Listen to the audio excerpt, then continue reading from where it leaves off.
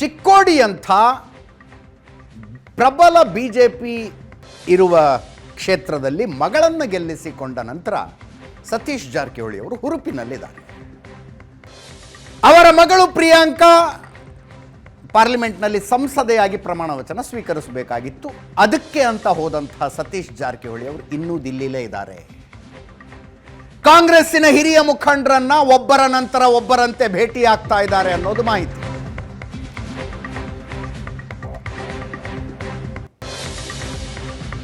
ಹೆಚ್ಚುವರಿ ಡಿಸಿಎಂ ಮಾಡಿ ಎನ್ನುವ ಬೇಡಿಕೆಯನ್ನಿಟ್ಕೊಂಡು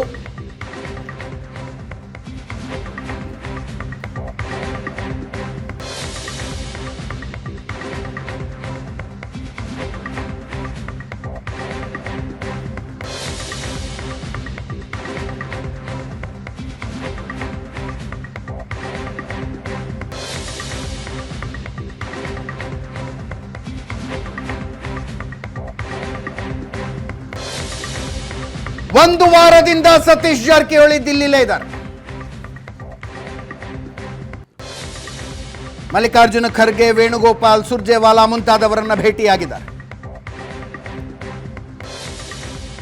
ಹಿರಿತನಕ್ಕೆ, ಸಾಮಾಜಿಕ ನ್ಯಾಯಕ್ಕೆ, ಭೌಗೋಳಿಕ ದೃಷ್ಟಿಕೋನಕ್ಕೆ ಬೆಲೆ ಕೊಡಿ ಅಂತ ಕೇಳ್ತಾ ಇದ್ದಾರೆ.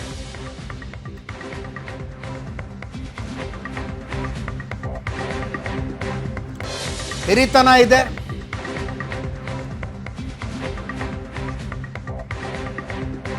ಎಸ್ಟಿ ಸಮುದಾಯದಿಂದ ಬರ್ತಾರೆ, ಜೊತೆಗೆ ಕಿತ್ತೂರು ಕರ್ನಾಟಕಕ್ಕೆ ಪ್ರಾಶಸ್ತ್ಯ ಕೊಟ್ಟಂಗಾಗುತ್ತೆ. ಆದ್ದರಿಂದ ನನ್ನನ್ನ ಡಿಸಿಎಂ ಮಾಡಿ ಅನ್ನೋದು ಅವರ ಒತ್ತಡ.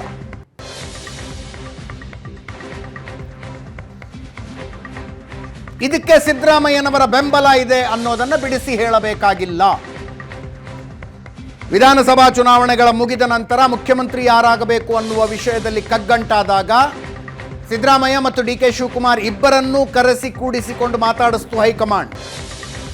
ಅಲ್ಲೊಂದು ನಿರ್ಣಯಕ್ಕೆ ಬರಲಾಯಿತು. ಸಿದ್ದರಾಮಯ್ಯ ಮುಖ್ಯಮಂತ್ರಿ, ಡಿ ಕೆ ಶಿವಕುಮಾರ್ ಒಬ್ಬರೇ ಉಪಮುಖ್ಯಮಂತ್ರಿ ಮತ್ತು ಕೆಪಿಸಿಸಿ ಅಧ್ಯಕ್ಷರಾಗಿ ಡಿ ಕೆ ಶಿವಕುಮಾರ್ ಮುಂದುವರಿಕೆ ಅಂತ.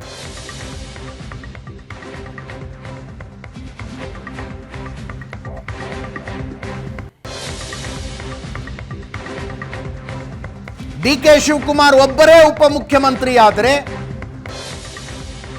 ಉಪಮುಖ್ಯಮಂತ್ರಿ ಸ್ಥಾನಕ್ಕೆ ತುಂಬ ತೂಕ ಇರುತ್ತೆ. 3-4 ಜನ ಉಪಮುಖ್ಯಮಂತ್ರಿಗಳಾಗಲಿ ಅಂತ ಸಿದ್ದರಾಮಯ್ಯ ಬಣದವರ ಒತ್ತಡ. ಸೊ ಸತೀಶ್ ಜಾರಕಿಹೊಳಿ ಅವರ ಪ್ರಯತ್ನಕ್ಕೆ ಡಿ ಕೆ ಶಿವಕುಮಾರ್ ಅವರ ವಿರೋಧ, ಸಿದ್ದರಾಮಯ್ಯನವರ ಬೆಂಬಲ ಇದೆ ಅನ್ನೋದಕ್ಕೆ ಎರಡು ಮಾತಿಲ್ಲ.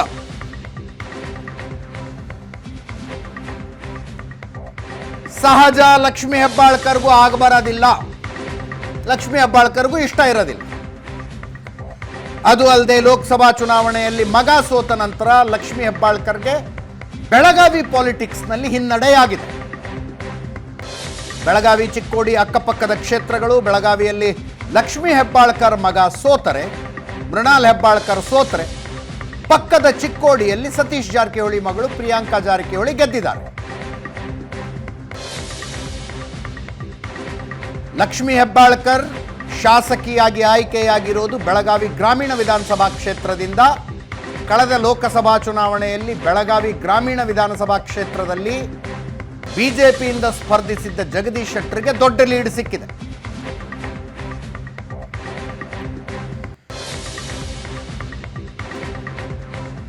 ಈಗ ಅವ್ರು ಹೇಳ್ತಾರೆ, ಸತೀಶ್ ಜಾರಕಿಹೊಳಿ ಅವರಿಗೆ ಡಿಸಿಎಂ ಹುದ್ದೆ ಕೊಡೋದು ಬಿಡೋದು ಕಾಂಗ್ರೆಸ್ ಹೈಕಮಾಂಡ್ ನಿರ್ಧಾರ ಮಾಡುತ್ತೆ.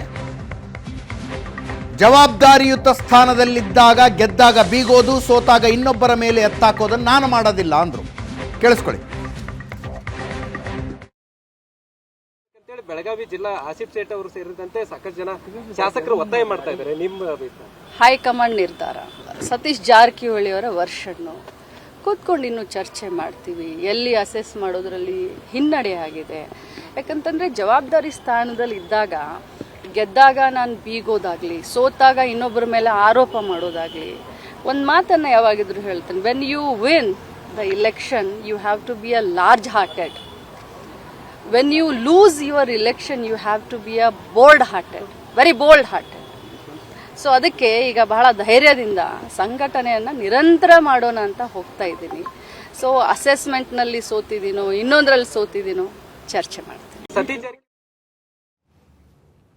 ನಮ್ಮ ಪೊಲಿಟಿಕಲ್ ಬ್ಯೂರೋ ಚೀಫ್ ಆನಂದ್ ಬೈದನಮನೆ ಮತ್ತೊಮ್ಮೆ ನೇರ ಸಂಪರ್ಕದಲ್ಲಿದ್ದಾರೆ. ಆನಂದ್, ಪ್ರಯತ್ನಗಳು ಬಹಳ ಗಂಭೀರವಾಗಿದ್ದಾವೆ. ಒಂದು ಹೆಜ್ಜೆ ಮುಂದೆ ಹೋಗಿ ಪ್ರಯತ್ನ ಪಡ್ತಾ ಇರೋರು ಸತೀಶ್ ಜಾರಕಿಹೊಳಿ, ಉಳಿದವರು ಹೇಳಿಕೆಗಳಿಗೆ ಸೀಮಿತರಾಗಿದ್ದಾರೆ.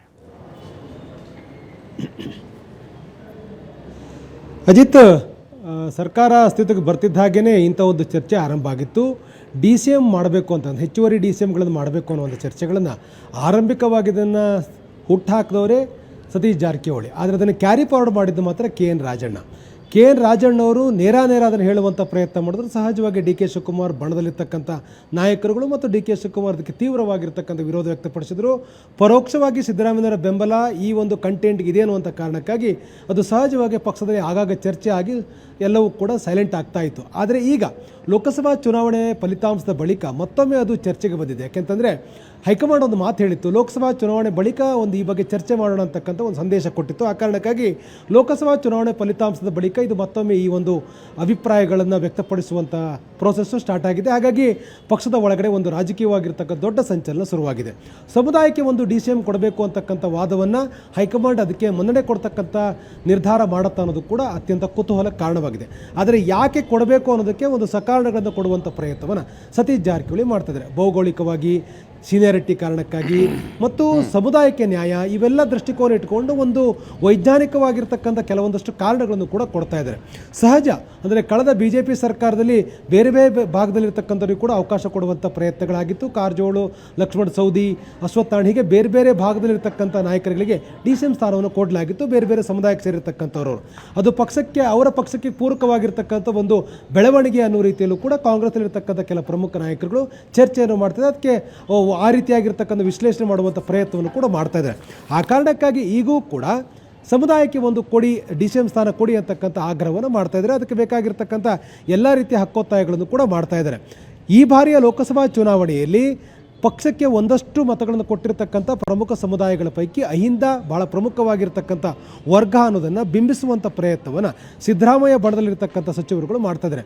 ಆ ಒಂದು ಏನು ಪ್ರಮುಖವಾಗಿ ಬಿಂಬಿತವಾಗತಕ್ಕಂಥ ಈ ಸಮುದಾಯಗಳಿಂದ ಬರ್ತಾ ಇರುವಂಥ ಪ್ರಮುಖ ನಾಯಕರುಗಳಿಗೆ ಅವಕಾಶ ಕೊಡಿ, ಡಿ ಸಿ ಎಂ ಮಾಡಿ ಅಂತಕ್ಕಂಥ ಆಗ್ರಹವನ್ನು ಹೈಕಮಾಂಡ್ ಮುಂದೆ ಅತ್ಯಂತ ಪ್ರಬಲವಾಗಿ ಮಂಡಿಸಲಿಕ್ಕೆ ಸತೀಶ್ ಜಾರಕಿಹೊಳಿಗೆ ಲೀಡ್ ತೆಗೆದುಕೊಂಡಿದ್ದಾರೆ. ಆ ಕಾರಣಕ್ಕಾಗಿ ಕಳೆದ ಒಂದು ವಾರದಿಂದಲೂ ಕೂಡ ದೆಹಲಿಯಲ್ಲಿ ತಮ್ಮದೇ ಆಗಿರ್ತಕ್ಕಂಥ ಒಂದು ನೆಟ್ವರ್ಕನ್ನು ಬಳಕೆ ಮಾಡಿಕೊಂಡು ಹೈಕಮಾಂಡ್ ಮೇಲೆ ಒತ್ತಡ ಹಾಕುವ ಪ್ರಯತ್ನವನ್ನು ಕೂಡ ಮಾಡ್ತಾ ಇದ್ದಾರೆ.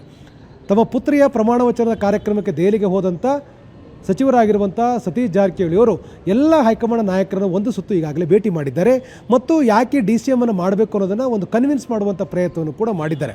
ಆದರೆ ಅದಕ್ಕೆ ಒಂದು ಸ್ಪಷ್ಟವಾಗಿರ್ತಕ್ಕ ಚಿತ್ರಣ ಸಿಕ್ಕಿಲ್ಲ. ಆ ಕಾರಣಕ್ಕಾಗಿ ಈಗ ನಿನ್ನೆಯಷ್ಟೇ ದೆಹಲಿಗೆ ಹೋಗಿರ್ತಕ್ಕಂಥ ಮುಖ್ಯಮಂತ್ರಿ ಸಿದ್ದರಾಮಯ್ಯ ಸೇರಿದ ಹಾಗೆ ಪ್ರಮುಖರೆಲ್ಲರೂ ಕೂಡ ಈ ಬಗ್ಗೆ ಒಂದು ಚಿಂತನ ಮಂಥನ ನಡೆಸಿದ್ದಾರೆ ಅನ್ನುವಂಥ ಮಾಹಿತಿಗಳು ಕೂಡ ಲಭ್ಯ ಆಗ್ತಾ ಇದೆ. ಇನ್ನೇನು ಕೆಲವೇ ಹೊತ್ತಲ್ಲಿ ಅವರು ಹೈಕಮಾಂಡ್ ನಾಯಕರನ್ನು ಕೂಡ ಭೇಟಿ ಮಾಡೋರಿದ್ದಾರೆ. ಆ ಭೇಟಿಯ ಸಂದರ್ಭದಲ್ಲೂ ಕೂಡ ಸಮುದಾಯಕ್ಕೆ ಒಂದು ಡಿ ಸಿ ಎಮ್ ಮಾಡಬೇಕು, ಯಾಕೆ ಮಾಡಬೇಕು ಅನ್ನೋದನ್ನು ಮನದಟ್ಟು ಕೊಡ್ತಕ್ಕಂಥ ಪ್ರಯತ್ನವನ್ನು ಸಿಕ್ಕ ಅವಕಾಶದಲ್ಲಿ ಹೈಕಮಾಂಡ್ ನಾಯಕರ ಮುಂದೆ ಇದನ್ನು ಪ್ರಮುಖವಾಗಿ ಪ್ರತಿಪಾದನೆ ಮಾಡ್ತಾರೆ, ಅವರಿಗೆ ಕನ್ವಿನ್ಸ್ ಮಾಡುವಂಥ ಪ್ರಯತ್ನಗಳನ್ನು ಮಾಡ್ತಾರೆ ಅನ್ನುವಂಥ ಮಾಹಿತಿಗಳು ಕೂಡ ಲಭ್ಯ ಆಗ್ತಾ ಇದೆ. ಒಂದಂತೂ ಸ್ಪಷ್ಟ, ಕಾಂಗ್ರೆಸ್ನ ಒಳಗಡೆ ಸಮುದಾಯಕ್ಕೊಂದು ಡಿ ಸಿ ಎಂ ಮಾಡಬೇಕು ಅಂತಕ್ಕಂಥ ಒಂದು ಅಭಿಪ್ರಾಯವನ್ನು ಈಗ ಅದಕ್ಕೆ ಒಂದು ಗಟ್ಟಿಯಾಗಿರ್ತಕ್ಕಂಥ ಒತ್ತಡ ಹಾಕೋದ್ರ ಮೂಲಕ ಅದರ ರಿಸಲ್ಟನ್ನು ಕೆಲ ದಿನಗಳ ನಂತರವಾದರೂ ಕೂಡ ಪಡ್ಕೊಳ್ಬೇಕು ಅನ್ನೋದು ಸತೀಶ್ ಜಾರಕಿಹೊಳಿ ಸೇರಿದ ಹಾಗೆ ಸಿ ಎಂ ಬಣದಲ್ಲಿರ್ತಕ್ಕಂಥ ಪ್ರಮುಖ ನಾಯಕರ ಲೆಕ್ಕಾಚಾರ. ಆ ಕಾರಣಕ್ಕಾಗಿ ಇರ್ತಕ್ಕಂಥ ಎಲ್ಲ ಅವಕಾಶಗಳನ್ನು, ಎಲ್ಲ ಸಂದರ್ಭಗಳನ್ನು ಕೂಡ ಬಳಕೆ ಮಾಡಿಕೊಂಡು ಹೈಕಮಾಂಡ್ ಮೇಲೆ ಒತ್ತಡ ಹಾಕುವ ಪ್ರಯತ್ನ ಮಾಡ್ತಿದ್ದಾರೆ ಮತ್ತು ಡಿ ಸಿ ಎಂ ಆಗಬೇಕು ಅಂತಕ್ಕಂಥ ಒಂದು ಅಜೆಂಡಾ ಸೆಟ್ ಮಾಡುವಂಥ ಪ್ರಯತ್ನವನ್ನು ಕೂಡ ಈ ಎಲ್ಲ ನಾಯಕರು ಕೂಡ ಮಾಡ್ತಾ ಇದ್ದಾರೆ. ಹಾಗಾಗಿ ದೆಹಲಿ ನಾಯಕರು ಈ ಸಂಬಂಧಪಟ್ಟ ಯಾವ ಇವತ್ತಿನ ಮೀಟಿಂಗ್ ನಲ್ಲಿ ಕಳೆದ ಲೋಕಸಭಾ ಚುನಾವಣೆಯ ರಿಸಲ್ಟಿನ ಅನಲೈಸ್ ಆಗುತ್ತೆ. 9 ಸ್ಥಾನಗಳೇ ಅಷ್ಟೇ ಯಾಕೆ ಬಂದವು, ಯಾವ ಸಮುದಾಯದವರು ವೋಟ್ ಹಾಕಿದ್ರು, ಯಾರು ಹಾಕಲಿಲ್ಲ ಅನ್ನೋದನ್ನೆಲ್ಲ ಏನೋ ಪ್ರೆಸೆಂಟೇಷನ್ ಕೊಡ್ತಾರಂತೆ. ಎಸ್, ಈಗಾಗಲೇ ಲೋಕಸಭಾ ಚುನಾವಣೆಯ ಫಲಿತಾಂಶದ ಬಳಿಕ ಚುನಾವಣೋತ್ತರ ಒಂದು ರಾಜಕೀಯ ಲೆಕ್ಕಾಚಾರಗಳ ಬಗ್ಗೆಯೂ ಕೂಡ ಈಗಾಗಲೇ ಎಲ್ಲ ಬಣದಿಂದಲೂ ಕೂಡ ಅಭಿಪ್ರಾಯಗಳು ದೆಹಲಿಗೆ ಹೋಗಿ ತಲುಪಿದ್ದಾವೆ. ಅದರಲ್ಲೂ ಮುಖ್ಯವಾಗಿ ಮೊದಲ ಹಂತದಲ್ಲಿ ಚುನಾವಣೆ ನಡೆದಿರ್ತಕ್ಕಂಥ 14 ಲೋಕಸಭಾ ಕ್ಷೇತ್ರಗಳಲ್ಲಿ ಕಾಂಗ್ರೆಸ್ ಗೆದ್ದಿರ್ತಕ್ಕಂಥ ಕೇವಲ 2 ಸ್ಥಾನಗಳು. ಆದರೆ ಈ 14 ಸ್ಥಾನಗಳ ಪೈಕಿ 6 ಸ್ಥಾನಗಳನ್ನು ಗೆಲ್ಲಲಾಗುತ್ತೆ ಮತ್ತು ಎರಡನೇ ಹಂತದಲ್ಲಿ ನಡೆದಿರ್ತಕ್ಕಂಥ 14 ಲೋಕಸಭಾ ಕ್ಷೇತ್ರ ಚುನಾವಣೆಯಲ್ಲಿ 8 ಸ್ಥಾನಗಳನ್ನು ಗೆಲ್ಲಲಾಗುತ್ತೆ ಅನ್ನುವಂಥ ಲೆಕ್ಕಾಚಾರ ಇತ್ತು. ಒಟ್ಟಿಗೆ 14 ಸ್ಥಾನಗಳನ್ನು ಗೆಲ್ಲುವಂಥ ಲೆಕ್ಕಾಚಾರ ಇಟ್ಟುಕೊಂಡು ಚುನಾವಣೆ ಎದುರಿಸಲಾಗಿತ್ತು. ಆದರೆ ಕಾಂಗ್ರೆಸ್ಸು ಎರಡನೇ ಹಂತದಲ್ಲಿ ನಡೆದಂಥ 14 ಲೋಕಸಭಾ ಕ್ಷೇತ್ರಗಳ 8ಕ್ಕೆ ಬದಲಾಗಿ 7 ಸ್ಥಾನಗಳನ್ನು ಗೆದ್ದಿದೆ. ಆದರೆ ದೊಡ್ಡ ಮಟ್ಟದ ಹಿನ್ನಡೆ ಆಗಿರ್ತಕ್ಕಂಥದ್ದು ಆರಂಭಿಕವಾಗಿ ನಡೆದಂಥ 14 ಲೋಕಸಭಾ ಕ್ಷೇತ್ರಗಳ ಹಳೆ ಮೈಸೂರು ಭಾಗದಲ್ಲಿ ಆದಂಥ ಚುನಾವಣೆಯಲ್ಲಿ ಕೇವಲ 2 ಸ್ಥಾನಗಳನ್ನು ಮಾತ್ರ ಪಡ್ಕೊಳ್ಳಿಕ್ಕೆ ಸಾಧ್ಯ ಆಗಿದೆ.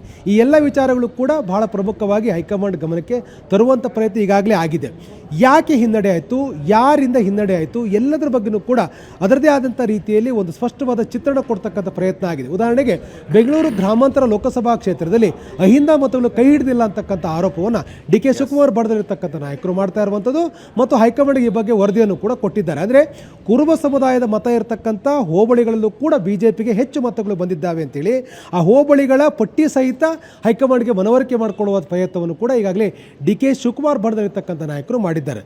ಆದರೆ ಬಹಳ ಪ್ರಮುಖವಾಗಿ ಒಕ್ಕಲಿಗ ಸಮುದಾಯ ಈ ಬಾರಿ ಲೋಕಸಭಾ ಚುನಾವಣೆ ನಮ್ಮನ್ನು ಕೈ ಹಿಡಿದಿಲ್ಲ, ಒಕ್ಕಲಿಗ ನಾಯಕತ್ವ ಕರೆಕ್ಟ್ ಆಗಿಲ್ಲ ಅಂತಕ್ಕಂಥದ್ದು ಡಿ ಕೆ ಶಿವಕುಮಾರ್ಗೆ ಎಲ್ಲ ರೀತಿಯ ಜವಾಬ್ದಾರಿ ಕೊಟ್ಟರೂ ಕೂಡ ಒಕ್ಕಲಿಗ ಸಮುದಾಯ ನಮ್ಮ ಜೊತೆ ಬಂದಿಲ್ಲ ಅಂತಕ್ಕಂಥದ್ದನ್ನ ದಾಖಲೆ ಸಹಿತ ಅದನ್ನು ಹೈಕಮಾಂಡ್ ಗಮನ ತರುವ ಪ್ರಯತ್ನವನ್ನು ಕೂಡ ಮುಖ್ಯಮಂತ್ರಿ ಬಣದಲ್ಲಿರ್ತಕ್ಕಂಥವರು ಕೂಡ ಈಗಾಗಲೇ ಮಾಡಿದ್ದಾರೆ. ಆ ಕಾರಣಕ್ಕಾಗಿ ಲೋಕಸಭಾ ಚುನಾವಣೋತ್ತರ ಒಂದು ರಾಜಕೀಯ ಚಿತ್ರಣದ ಬಗ್ಗೆ, ಲೆಕ್ಕಾಚಾರಗಳ ಬಗ್ಗೆ, ಭವಿಷ್ಯತ್ತಿನ ಬಗ್ಗೆ ಎಲ್ಲದರ ಬಗ್ಗೆ ಕೂಡ ವಿಸ್ತೃತವಾದಂಥ ಚರ್ಚೆ ಆಗುತ್ತೆ. ದೂರು ದುಮ್ಮಾನಗಳ ಬಗ್ಗೆ ಒಂದು ವಿಸ್ತೃತವಾದಂಥ ಸಮಾಲೋಚನೆಗಳಾಗುತ್ತೆ ಅನ್ನುವಂಥ ಮಾಹಿತಿಗಳು ಲಭ್ಯ ಆಗಿದೆ. ಆ ಕಾರಣಕ್ಕಾಗಿಯೇ ದೆಹಲಿಯಲ್ಲಿ ಈಗಾಗಲೇ ಕಳೆದೊಂದು ವಾರದಲ್ಲಿ ಟೆಂಟ್ ಹಾಕಿರ್ತಕ್ಕಂಥ ಸತೀಶ್ ಜಾರಕಿಹೊಳಿ ಅವರು ಹೈಕಮಾಂಡ್ ಮಾಡಿರ್ತಕ್ಕಂಥ ಒತ್ತಡ ಎಷ್ಟರ ಮಟ್ಟಿಗೆ ಪರಿಣಾಮಗಳಾಗಿದೆ, CM ಅವರು ಕೊಡ್ತಕ್ಕಂಥ ಸಮಜಾಯಿಷಿಗಳು ಎಷ್ಟರ ಮಟ್ಟಿಗೆ ಪರಿಣಾಮಗಳು ಬೀರುತ್ತೆ, ಡಿ ಕೆ ಶಿವಕುಮಾರ್ ಬಣದಿರ್ತಕ್ಕಂಥ ಬಣದ ನಾಯಕರು ಕೊಟ್ಟಿರುವಂಥ ವಿವರಣೆಗಳಿಗೆ ಹೈಕಮಾಂಡ್ ಹೇಗೆ ಮನ್ನಣೆ ಕೊಡುತ್ತೆ ಮತ್ತು ಹೈಕಮಾಂಡ್ ಈ ವಿಚಾರದಲ್ಲಿ ಯಾವ ನಿರ್ಧಾರ ತೆಗೆದುಕೊಳ್ಳುತ್ತೆ ಅನ್ನೋದು ಕೂಡ ಬಹಳ ಪ್ರಮುಖ ಆಗುತ್ತೆ. Ajit, yes, thank you so much Anand.